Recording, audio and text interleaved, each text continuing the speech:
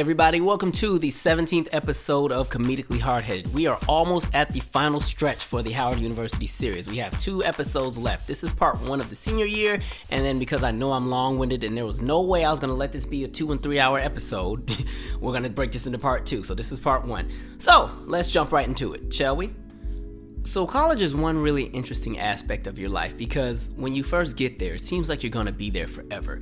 You're in this space of invincibility where it just seems like you have all this time to really just find yourself, and you have all this time to just make a bunch of foolish decisions and good decisions and meet people and do different things, and time just really seems to be on your side, and it seems like you're going to be there forever, especially once you find your pocket and things start going well. You start finding your right social group of friends and you start doing well in your classes and everything is looking really promising, and before you know it, it's over and it's time to wrap up and it's time to start thinking about life as a real adult, because college is that last security blanket before you're really on your own. When you're in college, you really think that you're an adult and you think you have it all figured out and you think that you're really making those strides, and then you realize that once you get out, it's different because now you have monthly bills to pay, you have everything else to think about, and there's no longer that security net where your entire social life is just one walk down the hall or one trip across campus or one meeting spot where everybody's going to be at.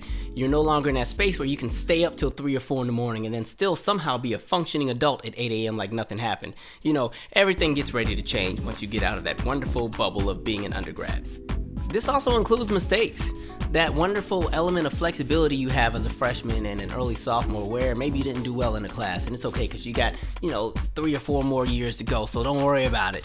Now it's like, okay, we're at crunch time. And that's exactly what my senior year was. Straight crunch time. Now, like I've said before, I messed up freshman year and part of sophomore year. Took too many of the wrong classes, didn't do so well in some of the classes, and so I had to pay for it. Junior year, I put in the work. My grades were excellent, just superior. It was a great time. That summer after junior year, I did 2 summer sessions, put in the work. I was in there working, just exhausted, no sleep, and somehow I made it. So senior year was like, okay, you've put in the work. Now you just have to continue that same energy. Keep that same energy, and you're going to be all right. No mistakes, because you really don't have a lot of wiggle room for any mistakes. Everything has to be on point, or you're not going to graduate on time. And so, in my head at that time, everything was all about getting out on time. That's literally the goal. You don't want to be known on campus as the super senior because everybody starts roasting and clowning. Now, my biggest flaw senior year was that I just sucked at time management. You know what I mean? Like, I had so much on my plate, and I wasn't always the best at making sure that I met everything where it needed to be met. Sometimes I'd give too much energy to one thing and not enough to the other. And so during this time, I was still doing the resident assistant thing, and at this point, now I'm a senior, so they kind of want you to almost mentor the other RAs that are coming up under you. So you have that going on. I had an internship. I had a job temporarily, and then of course I still have to do my classes and everything like that, and then I also still have to squeeze in the social life, and I was still in my feelings about the breakup, so depending on what day of the week it was, I was still a little depressed, and so there was a lot going on. But at this point, things were getting good. Summer had just ended, my friends were back, which meant, okay, we're about to turn up and have us a good time, because I'm not going to sit and soak in sadness all day, and I'm not about to be stressed out, and it's senior year, and we only have so much more time together, so let's make it a memorable year. And what better way to kick it off than to go karaoke? So that first week when everybody had got back, as far as the other RAs who were on summer vacation, because I had stayed on campus that summer, we went straight to Gladys Chicken and Waffles because they have karaoke night. And we had us a time. It was a group of like 15 of us, and we rolled deep, and literally there was nobody in there but us, so we got to pretty much hold the entire place hostage. And one of the funnier moments was Tana May had this boyfriend at the time, and he also came with us, and so how some people look like they just have a talent, like they look like they can sing. They look like they would just tear it up when you give them a microphone. And he had the full look. So he was one of the first people to sign his name up to go up here and perform. And so they announced that it's his time to go up there and perform. We're like, yeah, all right. You better kill it, bro. All right, yeah. And I'm like, Tanae, clap for your man, Tana May, clap for your man. And everything like that. And so he's up there. Mind you, he has this cool little hat on. He's just super swagged out. Because we're all like 21, 20, some of us 22. So this is that peak where you really start feeling yourself and you really dress up and really go all out all the time. Anytime you just step out the house, you're really trying to do it up. And so he looks like a superstar. And I'm like, oh, this boy's about to kill it. And so the music starts and he's singing Trey songs, Gotta Go. And then he even did this introduction before he started singing, this is dedicated to my baby over there in the corner. And then of course, yeah, wow. And all the women that were working in there, and all that other stuff. And so I'm like, okay, he's about to kill this. He opens his mouth and we were ready for the notes to come out. And then next thing we heard, all in my body, all in my soul. What the I started looking at Whitney like, yo, are we hearing this properly? I thought he could sing. Maybe something's wrong with the mics. And Whitney was like, no, that's really him. I said, oh, okay. And I'm Tana Mae, you better support your man. You better be moved. And he just kept going, and he was just singing, and I gotta go. And I'm like, what kind of, are you even trying? And here's the thing, karaoke is really kind of something you just go and have fun, but we were all competitive, because like I said, Tana Mae and I have always had this little rivalry when it comes to everything. If it's taboo, she and I can't be on the same team because we want to beat each other. Singing, she's clearly the better singer. She has like perfect pitch and all that crap. I'm all right. I got a better ear than I do a voice. And so everything has just always been really competitive. And then when you throw Whitney into the mix and everything, she's kind of in that same boat. So all of us, some things we take so seriously that don't need to be taken seriously. So karaoke for us that's our time to go out there and riff and run and hoot and holler and try to sell ourselves and shut up all the naysayers. And so when he jumped in, we were like, wait a minute, he messing up the flow here. What? So he wraps up. Then I go and perform. I did like some Temptation song. It was all right. I mean, at that point I had already ate and stuff, so I couldn't give my best because I was on a full stomach. But the highlight of the night was when Tana Mae had to perform. And so she was going to perform People Bryson Feel the Fire. And so she's like, oh, I need my backup singers. And so at the time, Kira, who used to work with us the year before, but she had graduated, but she was still rolling with us, she was like, okay, I'll go up there and sing too. And she's like, Michael, you come up here too. I'm like, okay, awesome. And so the funniest thing is, Tanae starts performing. Now, there's 3 different versions of this song. There's the People Bryson version of I Want to Feel the Fire. There's the Stephanie Mills solo version of I Want to Feel the Fire. And then there's the Teddy Pendergrass and Stephanie Mills duet version. And so while we're up there, Tana Mae is singing People Bryson. I'm singing the Stephanie Mills version. Kira's singing the duet version. And so we are the most uncoordinated group. Tanae was carrying it all by herself, but her backup singers, we was messing that song up, just slaughtering it. And so the funniest part is, Tanae is literally killing it. And at this point, me and Kira have kind of fallen back like, okay, we should just let her sing this song because we messing it up. And so it gets to the climax of the song. And Tanae is just singing the house down, of course. And she's feeling herself a bit too much that minute. And so she goes, and it's time for the climax of this song. And for some reason, she gets to the climax and the note doesn't come out. She hits some note I ain't never heard before. And mind you, like I said, Tanae, usually I've never heard her hit a bad note in my life. But that day, it was like a gift from God. I said, oh. And the best part was I think I had either Nick or AJ recording at the table. So they were getting all this on tape. I was like, oh, this is so good. This is going to be some Blackmail indeed. Special delivery express. And so, she wraps up the performance, and that whole night we have a really good time. Everybody's, eating and everything. We all did a few more songs and everything like that. Really good time. But I would not let her live down that night. Like, I would not shut up about it. And this is how petty I was. So, of course, I had the video footage of it, and so I was like, you know what? This will make a good ringtone. I think this would be a great ringtone to have. You know what? I'm going to make it a ringtone. So I took that little snippet of when she hits the bad note and made it my ringtone. And so I was like, oh, it'd be even funnier if she hears the phone ring while, her voice is playing. And so she and I were at Target. And then I think I had either texted like Nick or I texted Whitney. I was like, yo, call me in like 5 minutes on the dot.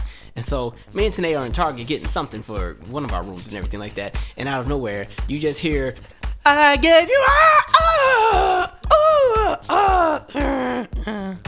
I'm being a little dramatic. Her voice wasn't that terrible, but for the sake of the story, it just makes it better. And it was so funny because Tanae was like in mid-sentence when the thing went off. And so she just stops and looks at me with just like, really, Michael?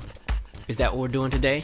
And I'm like, what? What's the problem? What? I thought it sounded good. I don't see what the problem is. I was motivated by sounds that came out. And I think what made it funny was when she hit the note, like, she tried to save it. She really did. Like, she missed the note and was trying to climb around it and run back to it, and it just was not cooperating. And so I would not live it down. But that, I had that crap as my ringtone for like half the school year until it started going off in public, and it would be kind of embarrassing. I'm like, okay, let me put this thing back on something normal.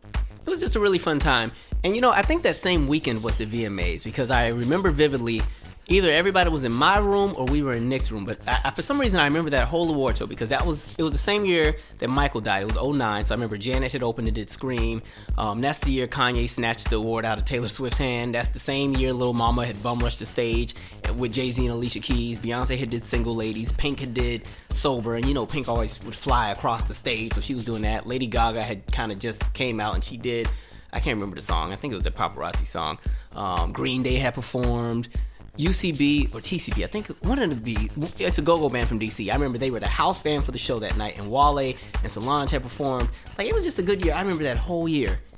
So senior year was a little bit different than junior year when it came to being a resident assistant. Junior year I was really excited about the job. It was fun. I went above and beyond all the time. I was the one you could depend on. Senior year was like, wait a minute, I got too much on my plate. I don't have time for this. And as a matter of fact, I've worked this hard and didn't do much for me last year. I'm not about to go all out above and beyond for this year. And so there were a few moments where the table was shaken. Shaketh thy table. Exhibit A.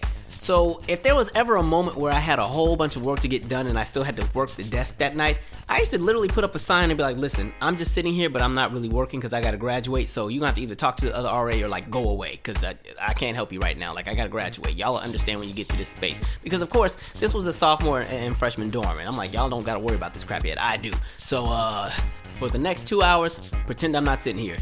Exhibit B.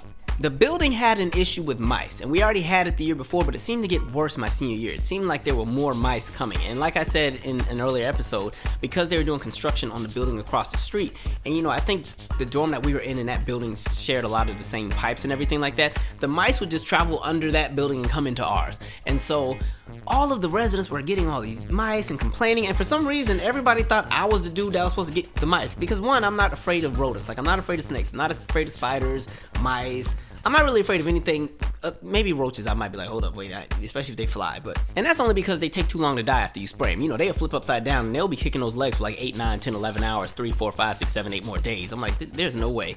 Like, will you hurry up and die already? Like, the one thing is, with roaches, I'm not sweeping them up until they ain't moving no more. Some people can sweep them up with the legs still kicking and nope, I can't do it. That freaks me out. So that's the one thing. But them roaches will lay there until they're dried and died. And don't let it be a situation where you thought you killed the roach and you went to go get something to clean it up and you came back and the roach wasn't there no more.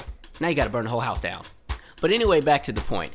There was this day where I was totally drained. I thought I was one step from death. It was one of those days where, you went to class and you came back with like 50,000 assignments to do. You gotta read 212 pages. You gotta have this paper turned in. You need to study for this exam. You need to have this presentation ready. You gotta have your speech ready and the group project is due. But you can't find any of your group members because they're all pledging. It was one of them kind of days. And so I just wanted to get to my room. I just wanted to lay down, go to sleep, maybe cry for like 5 minutes, even though I couldn't figure out how to do it, and just be left alone.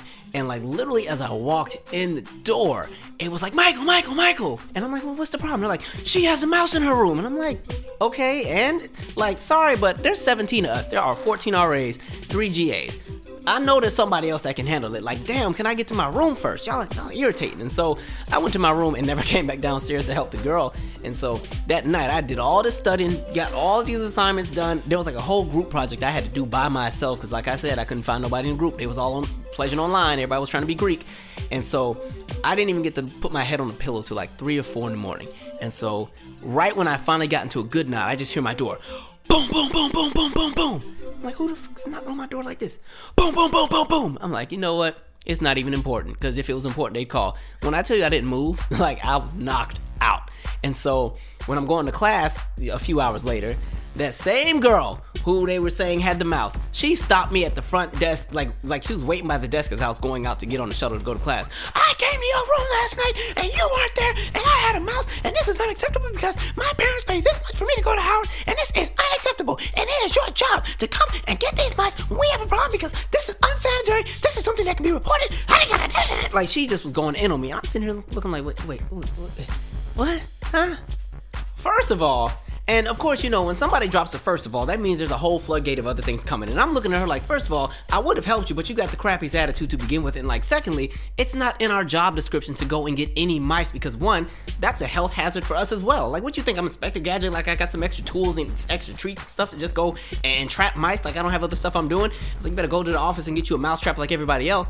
And normally, I had no problem going and helping people with mice, but there was nothing special I did that was any different than anybody else. I was just the person who wasn't really afraid of mice. And so the issue I really had was the person who told her to reach out to me was a different GA that was sitting right there who could have taken care of it himself. So it's like, okay, that's what we're doing. When I tell you my little petty behind went and wrote the longest email and put all the RAs in it and the GAs and boss man and like 2 other people and like, yeah, now y'all figure that out. And I just gave this whole little dissertation about, listen, I don't mind getting the mice, but it's not my job to get it, especially if the residents aren't even on my floor. Do not have people coming to my door at 3 and 4 in the morning like I don't have other things I'm doing. You know what I mean? mean? Y'all gonna have to figure out how to take care of some of those things yourself. What do y'all do? Because there's no reason why a dorm of 700 or 800 people should only have one person that they go to for everything. Y'all gonna have to start pulling y'all weight around here.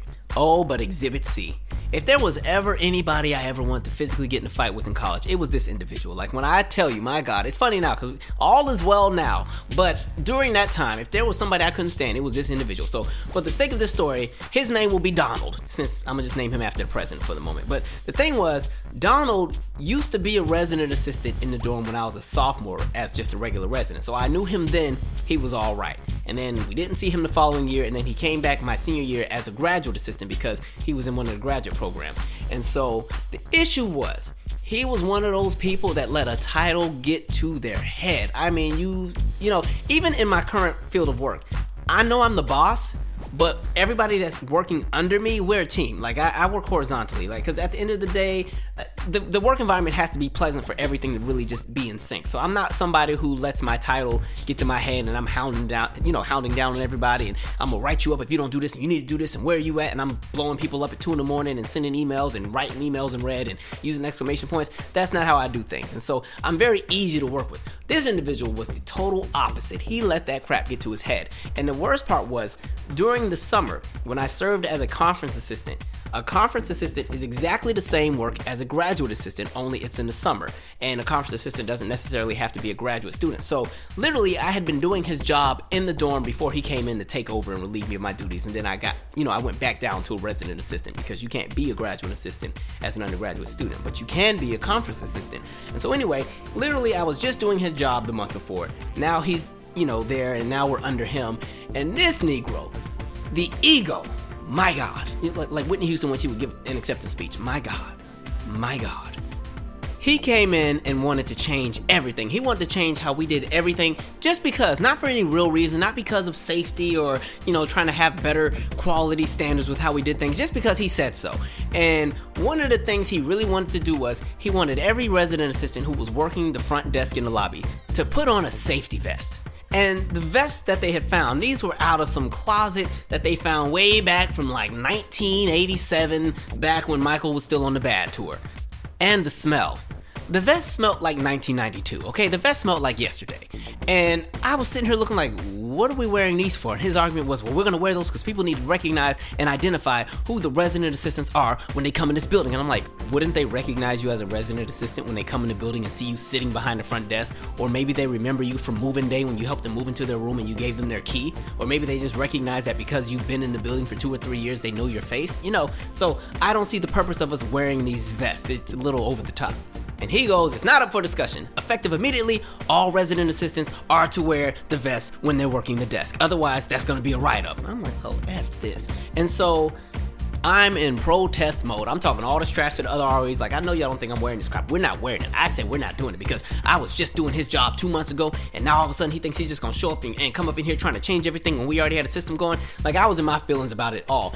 And to make things worse, my night shift partner had no kick, no spunk, no oomph, none of that. She had no fight in her. So she I hope she's not listening, but there was this wonderful young lady named Renee. Renee, one of the nicest people you will ever meet. She's so freaking nice, like just nice, easygoing, mild-mannered. She kind of talks in this very light tone like this.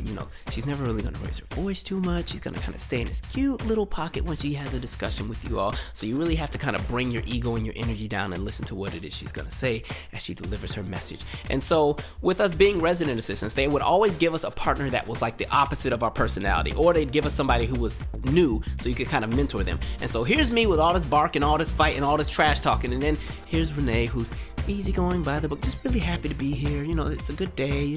Even though it rained today, look at it this way. At least it's gonna water the flowers and the grass will grow. That's her. Me, I'm like, F this, F so-and-so, Donald can kiss my, and all that. And so one day, I come downstairs, it's time to work my shift. And while I'm sitting down there, I get this text message from Donald, and Donald's like, when I get down there, that vest better be on. I'm like, what? Oh, hell no. And so Donald just happens to be coming downstairs while I'm talking all this trash, reading the text message, and he's like, why aren't you wearing the vest? Why don't you have the vest on? And I'm looking like, Donald, I done told you already, I'm not wearing these vests. They're not even clean. And so he's like, you know what, Michael? Do me a favor. open that drawer right there. So I open the drawer. All of the vests are in the drawer for some reason because they've been moved. And he's like, I want you to take out each vest one by one, count them, and hand them to me. And then we're gonna figure out together how you're gonna get these things washed since you have a problem with how sanitary they are. That moment solidified the fact that I knew I would never go Greek because I said, goodness, if I gotta deal with all this just to be a resident assistant, I can imagine what's going on those lines. So absolutely not. Plus I was never really interested in it. But anyway, so I go upstairs. Because I was like, let me go upstairs and get a snack and bring it down and get my thoughts together because Don was about to catch it right now, right here and on site. And so I go upstairs and everything. And at this point, by the time I get back downstairs, Renee, my wonderful partner, is finally at the desk. And Tana Mae is at the other office in the back doing her homework. I look, and Renee's sitting there with the vest on. And I'm like, Renee, what are you doing? And she's like, I just don't want any trouble. Let's just put on the vest. I'm like, Renee! And the thing that pissed me off was Renee was from Detroit. Like, she was from 8 Mile. Like, you're supposed to. I'm from little old tiny Spanaway, Washington, where there's cows and deer and chickens and stuff walking around on the street. You're from Detroit, of all places, and you ain't got no fight. And you gonna let this bum sucker come up in here and try to regulate on us and try to pretty much make us do any and everything he says just because he said it, when in reality, there's no substance behind it. There's no justification. We are not punks. We are not doing that. Renee, I need you to take the vest off because if I'm sitting here having a fight about something, you gotta back me. That's why I would back you. You gotta take that vest off. And I just don't think it's that serious. It is that serious. Because I said so. I was like, you know what, F this. And so I went to the other office where Tana Mae was because she was doing her homework. So I'm over here distracting her, ranting and rambling about how stupid Donald is for like an hour and she's trying to study her biology. And the funny thing about it was, Donald only did that with certain resident assistants. Like, for some reason, Tana Mae, they never messed with her. Like, she never had to really ever get checked by Boss Man or the other GAs. For some reason, it was like she was untouchable. They wouldn't even try none of that crap with her. They wouldn't really try it with Whitney either. But me, it was a different story. It was like, well, let's get Michael to do this. I was like, what the heck? And so I was like, you know what, I'm gonna show everybody. And so I had grabbed Whitney. I was like, Whitney, these vests gotta go. So I have a plan. And so the plan was, we're gonna just throw all the vests away. But we couldn't throw them all away at the same time because it would be too obvious and they would know that I had something to do with it. So literally, there were about 14 or 15 vests in the drawer. And every day, I would take a vest, put it in my backpack on my way to class or my way to Target or my way to grab some food, and I would walk 2 or 3 blocks or get on campus and I would throw that vest in the trash, or I would give the vest to a homeless person, or I would throw the vest down the sewer. Like, I was throwing them vests out and everything like that. The only people who knew about the vest little movement was me, Nick, Whitney, and Tanae. That was it. I was throwing all them vests out, and it was getting to the point where there was only like 1 or 2 left. And then somehow, this other RA found out about it. Now, this other RA was cool, but she talked too much, and she wasn't really in the circle like that with us. And so, I don't know how she found out. I just know I was sitting there working the desk, and she comes and runs, gives me this big giant hug, like, oh my God, I'm so glad you did it. I'm like, what are you talking about? Yeah, the vest that you threw away. Yo, what are you talking about? I didn't throw any vest away. I don't know what you're talking about. No, remember how I said I don't know what you talking about. And I'm over here blinking at her like she crazy. And of course, Donald was just in the other room. I'm like, damn, y'all can't hold water for nothing. You better not tell nobody else. That's why you better not say nothing, all right? Got it? Don't say nothing. And really, it was too late, because at that point, everybody on the team knew I was throwing away the vest. I don't think Donald knew, but I knew everybody else knew, including Keeney, who was the other boss. And really, she didn't get along with Donald either, so honestly, she didn't care. So that kind of gave me some insurance, like, okay, if this hits the fan, I think Keeney's gonna have my back. I'll be okay. I probably won't be fired, so I should be all right. Senior year was a lot of fun because we really just used to do a lot of really silly and goofy things, and we just always had crazy things going on. And one of the things we decided one time was like, we wanted a pet, but we didn't know what we could get. We knew we couldn't get a dog because that wouldn't work in the dorm. We knew we couldn't get a bird because they're too loud.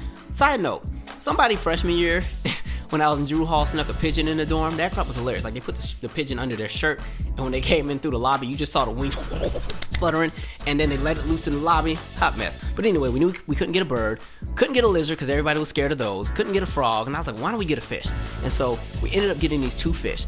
And we were petty because we named the fish after some of the other staff members. So we named the male fish after Boss Man because the fish was like really, really bright and orange and yellow. I'm like, yeah, that's dramatic, just like Boss Man. And so Boss Man's fish was we called that fish Yaya. And then there was this other lady, Miss Fennell, that worked the desk. Miss Fennell was, she was cool, but she could be so mean sometimes. And so her nickname was Penny. And so we named the other fish Penny.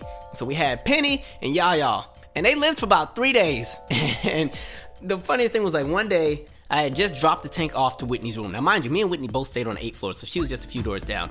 And so, I'm doing my little thing, minding my business and everything, and I get a call, and she's like, hey, Penny's dead. I said, huh? What do you mean Penny's dead? She's like, yeah, Penny's floating. I was like, oh, okay. So I don't know if it was my fault. Maybe I didn't clean the tanks properly and the acidic levels of the water or something was off, or the temperature. And I don't know, but Penny didn't make it. But Yaya was still hanging on.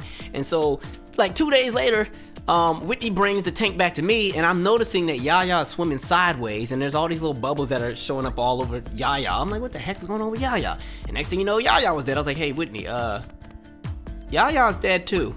And so, I clearly we don't need fish. I haven't had a fish since. But we ended up having a funeral service for the fish. And I mean, we went all out. We made this big casket out of like a shoebox. I mean, Tana May had decorated the shoebox. I think Andrew, this guy Andrew, he was the pallbearer, and we had the fish in this big old box inside the trash bag, and we had this whole private funeral in one of the rooms downstairs in the main lobby. I mean, full out funeral. Tana May sang a solo. I did the eulogy. Some of the other people were just super dramatic and just did all this crying and screaming and hollering just to be irritating. And anybody else who was even around the room probably hated us that night because we were so loud. But I mean, we gave a proper burial, and then we had to flush both of them. And that was the pet. Those were the pets that made it for all the 3 days. Haven't had any pets since. And it's funny because the kids at my center want a pet so bad. I'm like, heck no, because y'all be done killed it in 5 minutes. Oh, this is also the time period where I was just straight trash when it came to anything in association with hormones. Like, every time I think of the show Insecure and I think of how Lawrence just went out and just started getting wild after him and Issa broke up, I think I might have been in the same phase. Like, there was this girl I used to mess with in Tacoma Park, Maryland, which was a few stops down the Metro, and at the same time there was another girl who lived off of Naylor Road all the way out there by Temple Hills, and there was one more girl in the building that I will not name that I used to mess with on occasion. And it was so bad because I was really trying to keep all of my dirt under the radar, and I feel like Whitney knew something was up. And one of those days I was going to go visit Tacoma Park. That's what, and Tana May just used to nickname and call her Tacoma. And so I was going to go visit Tacoma Park. We're just gonna call it Tacoma. And so I was trying to tip out of there because it was like 7 a.m. on a Saturday, and Whitney was working the desk. And everybody knows college, nobody's up at 7 a.m. unless you have to be, like for some work or something. But it was a Saturday. I didn't have any class or nothing, no internship, no work, no nothing. And so I'm trying to zip it right out of the door. And Whitney's like, Michael, where are you going? I'm like, oh, I got study group. I got a study group. I got to go. And she's like, study group? And mind you, I only had like a tiny drawstring bag with one item in it. And she's like, wait a minute, well, where's all your books? I'm like, oh, it's online. Everything's online. So it's study group. We're going to do it online and everything like that. So I got to hurry up and get, catch my train. She's like, Michael, I know you're lying. Come here, let me see your bag. I'm like, no, wait, I'm really like, bring the bag over here. And so I bring the bag. The only thing in my bag is this freaking Kathy Griffin book, because this is around the time I'm starting to think maybe I might have a gift for comedy. So she had just come out with some book for some reason, and I was interested in it. And so I had the Kathy Griffin book, and she's like, really, Michael? Kathy Griffin, that's what y'all are studying? And I'm like, yeah, because it's all about the communication methods and how things are presented. And so that's what this is all about. She's like, Michael, I know you're lying. I'm like, no, not at all. And so anyway, I went on to do my little dirt. And so I was trashed during that whole time period. And I guess like, and the weirdest thing about it is like all of these little run-ins I was having, they were so empty. You know what I mean? Like they didn't, there was no like connection. It was just, it felt fine, but like there was nothing behind it, because in the back of my mind I'm still thinking of old girl from UMD. And so, and if you don't know what I'm talking about, you'd have to go back and listen to the junior year and the summer episode that piece it all together. But long story short, I had just got out of a year and a half, 2-year relationship, and so now I'm in this phase where I'm trying to rebuild myself emotionally, and I'm doing it all wrong and doing all the wrong things with all the wrong people. Yeah, so at this point I was all around town laying it down. And then I remember I wasn't doing really well in one of my classes. Mind you, it was a 1-credit health class. But for extra credit, you could get some extra credit. All you had to do was go get like an STD test and everything like that. When I tell you I was shook, I was so scared to go get that test. My heart was pounding. I was like, God, please don't let me have anything. Because I was like, okay, you have kind of just been bouncing around lately. I was shook. But fortunately, everything was good. So, amen to that. Speaking of class, senior year and junior year, like I said, were my favorite 2 years, even with classes. But senior year, something was just special about some of those classes. Let me tell you about the good, because there was a lot of bad that comes later on, but let me tell the good. The good was, the thing that I think you get out of an HBCU experience is that there's an element of just connectivity you have with your peers and your classmates and your professor and the overall experience. And as a collective, you live it together and experience it together. And it's something that I can't even explain what it feels like, but I'll always remember Dr. Thomas was one of my favorite professors. Like, she used to just always pull the best out of me somehow. Like, she would just hold me to this really high standard, but it wasn't from a punitive standpoint. It was more from a standpoint of, I know you can do better. I see this in you. I want you to try this. You know, challenge yourself a bit more. Really go for it. Because the other thing was, I wasn't initially from the School of Communications. I had been in the School of Arts and Sciences for freshman and sophomore year. So when I came into the School of Communications for junior and senior year, I wasn't behind, but you know, the other students that had started in the School of C, they had already kind of found their lane of how to do everything. I was still kind of trying to figure out how to make everything align the way it should. But Dr. Thomas one day, and I had her for like 3 or 4 different courses, but in this specific course, I believe it was an advanced public speaking class or some kind of class, or maybe it was speech or something like that. But in this course, we had an assignment where everybody had to go and pretty much present a speech about a hardship that they had overcome. And so I had a hard time doing it because I didn't think I had any real hardships at the time. You know, I thought life for me wasn't too bad. I didn't have much to really complain about. And so, you know, I did my little speech and I kind of talked about being a little depressed after a breakup and you know, nothing super heavy because that's all I really had. At the time, I had never really experienced death by anybody. You know, my first grandmother had died when I was 3 or 4, but it was so long ago I barely remembered it.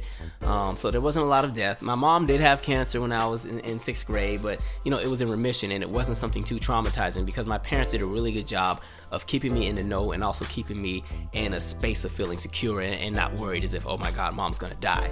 And other than that, you know, there wasn't a whole lot I could think of. And so I did my presentation, but then I sat and I heard everybody else's speeches, and man, I mean, story after story. One story, there was an individual who he was 3 or 4, and his mom had this really abusive boyfriend.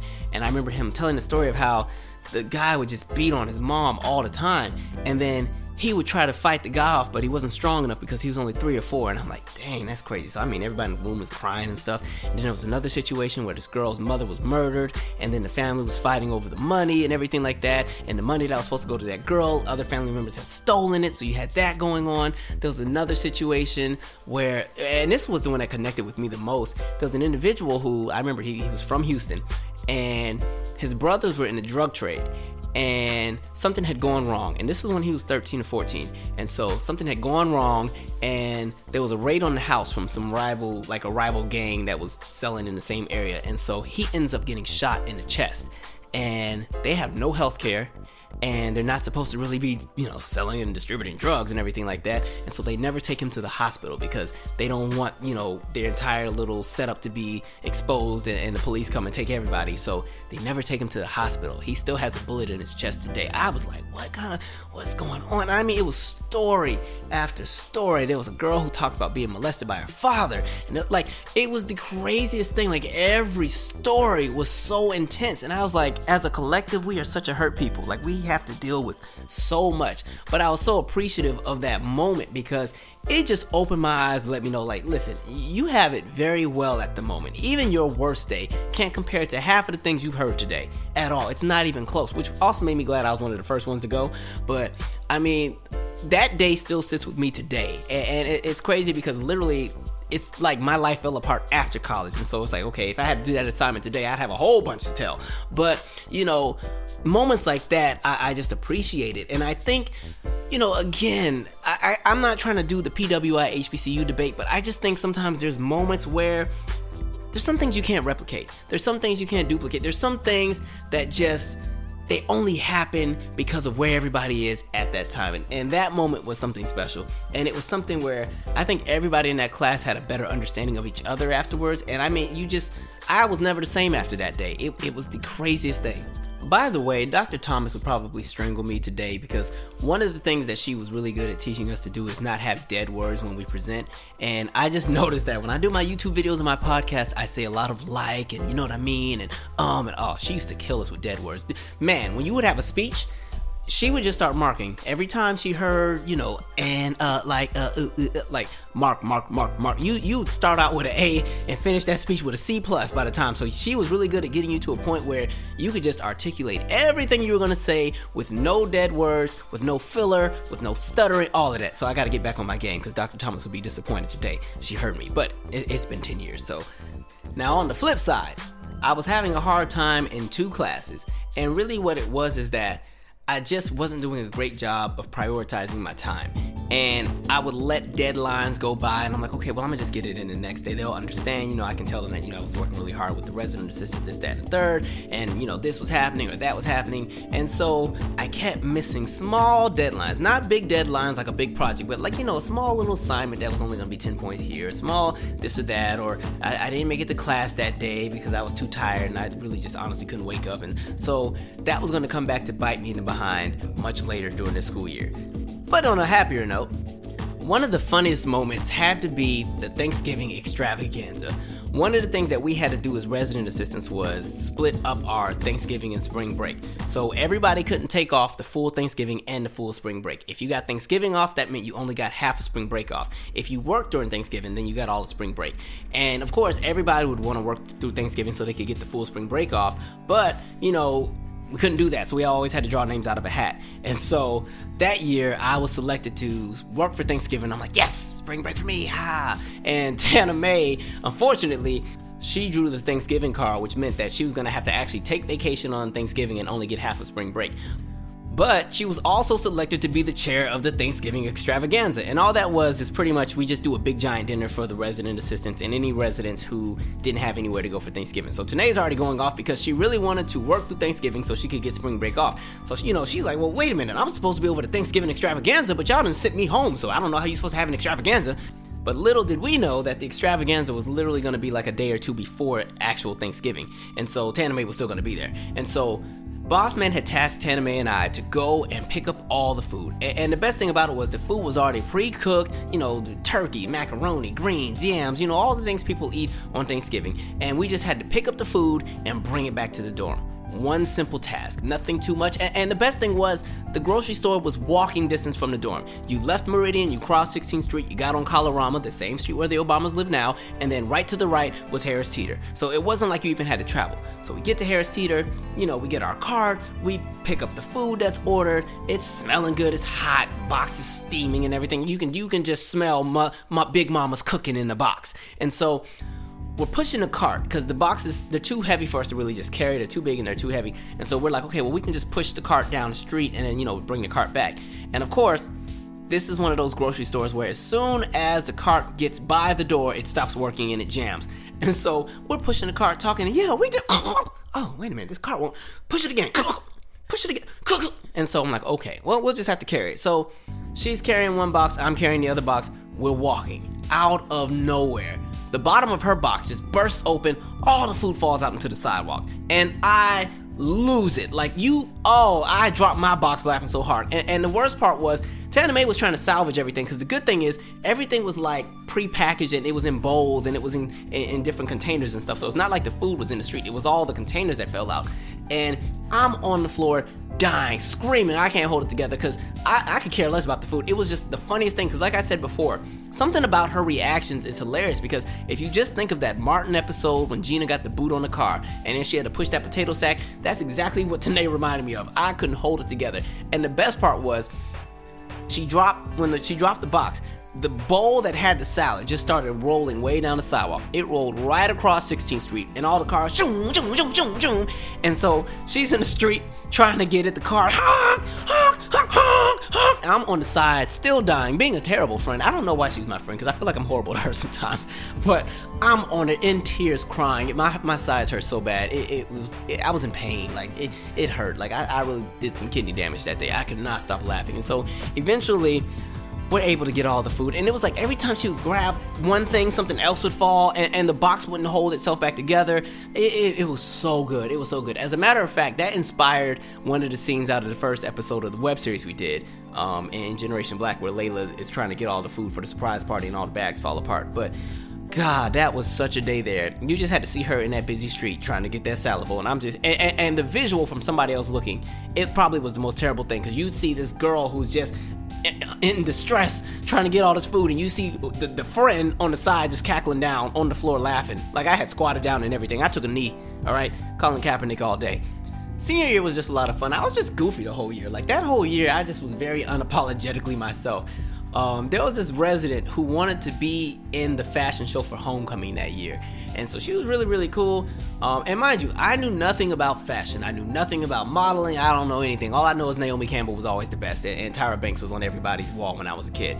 And so Whitney, I think it was Whitney. It had to be Whitney. Whitney was trying to teach her how to walk while we were in the lobby. We were supposed to be working. That was the one thing. Sometimes working the desk would be the most fun because you really weren't doing any work. You know, you just had to make sure nothing crazy was going on in the lobby.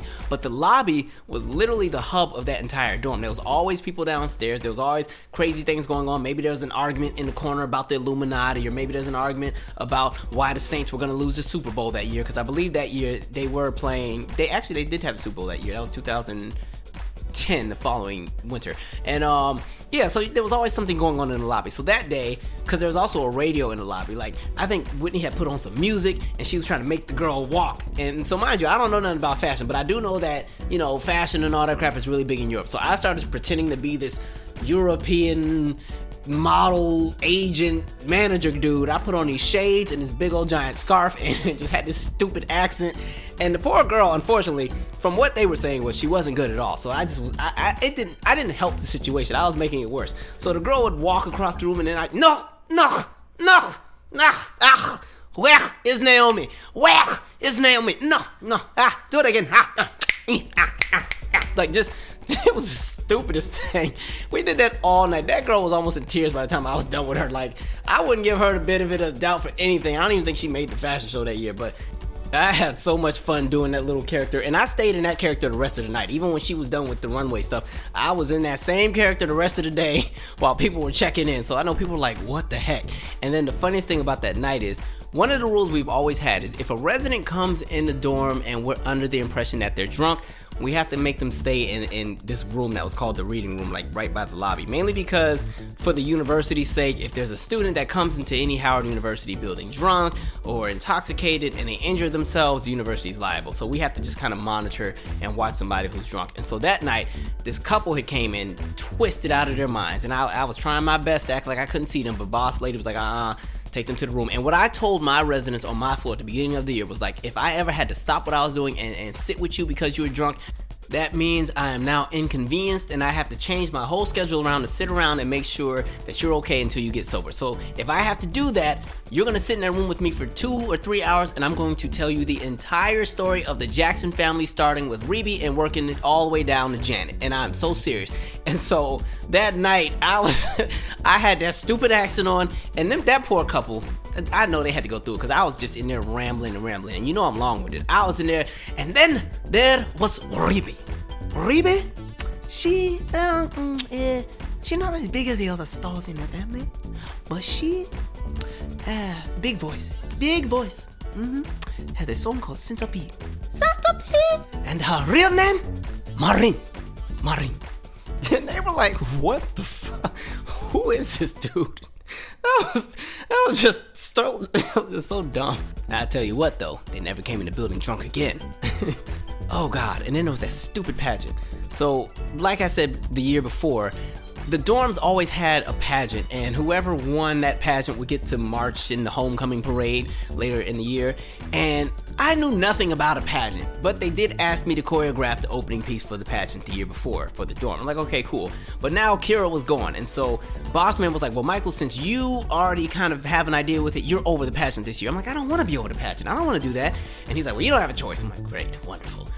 And so I ended up over the pageant, and it had to be the most cumbersome and draining thing I ever signed up for. I was so pissed about it because the year before it was pretty easy because there was only 5 or 6 candidates, which was pretty smooth. You know, they go, they say it a little bit, do a little talent, answer some questions, do a presentation, go home, we're all out. This year, oh no, Bossman pretty much allowed anybody who signed up to be in it. I'm like, are you kidding me? So there were like 20 candidates. And I'm like, how are we supposed to filter out through all these candidates? So we had to sit here and keep condensing everything and try to somehow make everything work. When it was time for the actual show, they all couldn't even fit on the stage. There was so many of them. Straight chaos. And then I started to choreograph the opening piece too. I'm like, y'all, what kind of mess? But hey, that piece was lit. Like this mix I made, it was straight fire. It was this combination of Boyz II Men, En Vogue, Q-Tip, Destiny's Child, Janet, Michael, whoever sings the Percolator song out of Chicago. Like, it was the dopest little mix I made. But yeah, I mean, you couldn't even fit everybody on the stage. And then the funniest part was, then there was the talent portion. And I remember reading what everybody said they were going to do for their talents. And so we got like 10 singers. I'm like, how many of y'all going to be singing? And mind you, the funniest bit was a lot of them were not really singers. And the most memorable one was this girl that sang Michael Jackson's Lady of My Life. Man, she got in front of that mic. And listen, I'm not one to judge people singing. I told you I know Tevin Campbell. But she got in that mic. And mind you, her tone was great, but she was so quiet. She got in front of that mic. There'll be no sadness tonight. I said, huh? What? Huh? What? Did she start? Is the music on? Is the mic up? Oh, okay, she's going. Okay. And I mean, I was like, I hope this ain't really about to go down for 2-3 minutes. And it certainly did.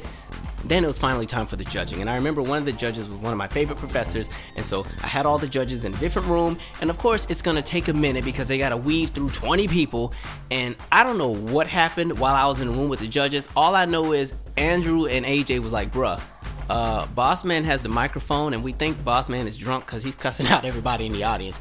And so I leave the reading room and I go out there. Boss Man is lighting into everybody, and you report to me, and don't you talk to me that way because I'll have all of you out here. And I'm like, what is going on? And so I'm looking at Boss Man like, Taname, do something, because Tanae could be the one to fix it. And so I was like, I'm not even about to entertain this. I went back in the other room with the judges and was like, you guys go ahead and take your time, because they were like, oh, we're ready. I'm like, oh, well, the other room is not. Oh, well, you know what? Why don't y'all go ahead and just double check, make sure y'all are sure with everything, and then I'll come back and get you. And then I ran back out in the other room, and Tanae's trying to get the mic from Boss Man and everything like that. And finally, Boss Man, I don't know what happened. He was on something that day. I was like, this man is such a character, man. And so that was the pageant. Goodness. Boss Man just always did weird things. Like, he was cool, but working with him was just the most interesting dynamic of experiences, and I'll get into a lot of them in the second part of this episode. But one of the funnier moments was, for some reason, the staff, we weren't all really getting along. I mean, some of us were cool, and then others weren't talking to folks, and then the GAs weren't getting along with this person, and of course Donald, nobody got along with Donald. And so he decided that we all needed to do some kind of therapeutic, relief. So he brings in this yoga instructor that's supposed to help us all, find our inner being, find our collective peace, and get on one page together as a team. And so he brings in this white lady named Sarah. And Sarah is like bubbly and happy, and hello, I'm so excited to be here, and oh my god, this is awesome. I didn't know this was a dorm.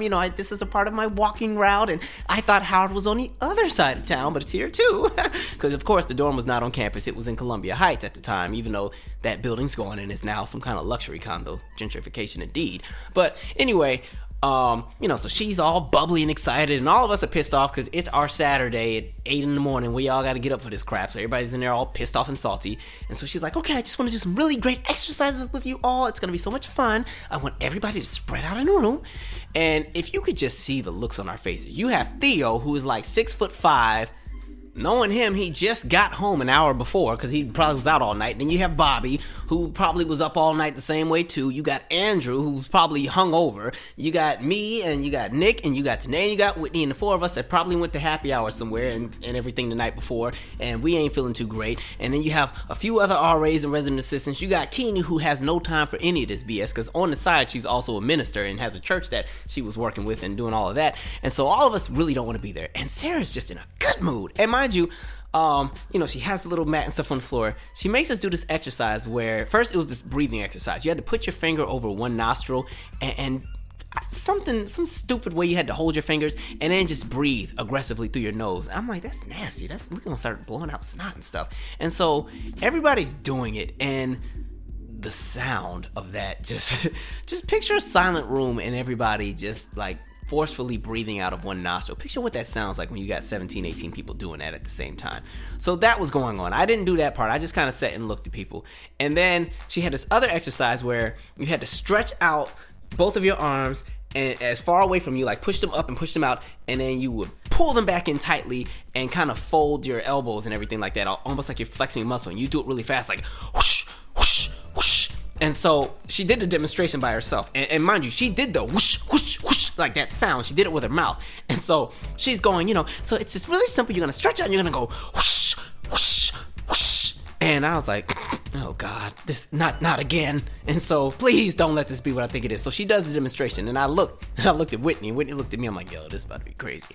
And so she gets everybody to start doing it. And we all made about one whoosh. And then I start laughing. Danae gets to laughing on her side. Nick is looking at the floor. He done turned his whole head to the wall because he doesn't want Boss Man to see him laughing. Whitney doesn't even care. She's and like Donald goes, Sarah, we feel kind of stupid doing this. I'm like, dang, that was the one time me and Donald were on the same page.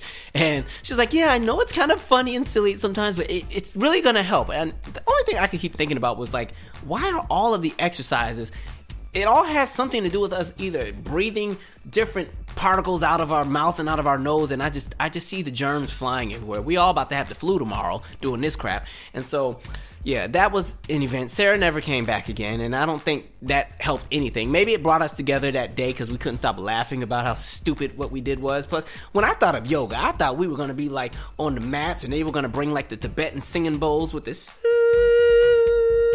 and like, you know, Sounds of the Rainforest cassette, and we'd be stretching our arm this way, and I was going to be able to do, you know, things I normally can't do. I don't know what kind of yoga that was. But anyway, the first portion of the school year was very interesting, and so it winded down with me going to Savannah for Christmas, which was a very tumultuous time because at this time, like I said earlier, I was really messing up in 2 of my classes, and it came back to bite me in the behind. And so what normally happens during a semester at Howard is when the semester winds down, you have the reading period, which is all the time you have to go and study and get everything, you know, down, and there's no class. And then right after that is finals, and you're going and you're doing your exams or doing your final presentations and anything like that. And so I had 2 classes where I was dropping the ball a bit, you know, like it was like I was letting small things go unaddressed. And both classes just had a major assignment, and all I had to do was turn it in, literally. And so I left to go to Savannah a little early, and I was like, okay, well, you know what, I'll email and send them the assignment on this day, and I'll be good. You know, because, you know, the final day of everything where the teachers start locking in the grades wasn't until like December 22nd. And on this day, it was like the 15th or some crap like that. And so at this point, I'm in Savannah, and I just happened to go and look at the grades while I'm working on these 2 assignments, and all the grades are already in. I'm like, huh? And I failed 2 classes. Huh? What? And I'm like, oh my God. I've never had an F before. Not even in high school, not even in middle school. How do you get an F? Let alone 2 Fs. Your senior year of college.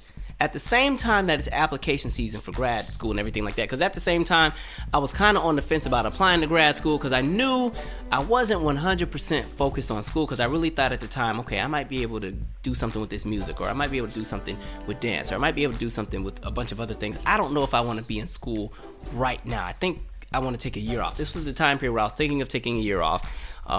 And at the same time, my aunt and everybody and all of them were saying, you know, we're fine with that as well, but, you know, just you need to really graduate. Focus on graduating, and then we can figure out what it is you need to do afterwards. So I was kind of in this gray area where it was like, okay, I'm still trying to figure out the next move, but failing 2 classes was not a part of that. And so by me failing 2 classes, I'm like, okay, well, that closes the door on any grad school at the moment. And plus, I was like, I still need to get back to campus in January and go fight this because, you know, I had the assignments right here, and I didn't know the grade book was closed. And really, that was all on me. I just was not following up properly, and I wasn't taking either class as serious as I should have. And I was so mad because, you know, I wasn't really failing the classes beforehand, but by those 2 assignments not being there, it's like, damn. And so one class was a 3-credit class, the other class was only like 1 credit, and I was like, this is crazy. Like, I'd never had an F before, let alone a D.